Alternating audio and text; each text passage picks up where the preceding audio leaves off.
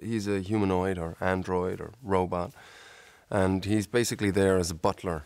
That's kind of another thing that Ridley and I sort of discussed about the character, that the idea that he's always there, uh, sort of, but never in the way. You know, he's sort of like the impeccable sort of butler that makes sure that everything's in order on the ship,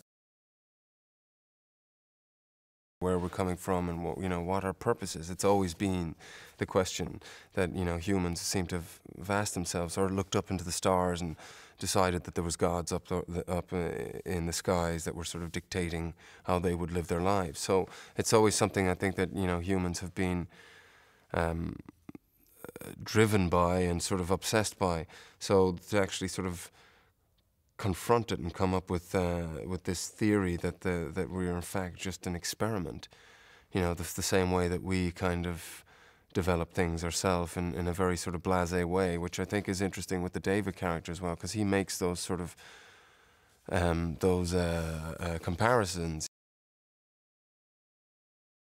There's a lot of suspense and there's a lot of gruesome stuff and some pretty sort of scary stuff, I think, as well. So it's nice if we can sort of, if I can sort of bring some sort of layer of humor in there.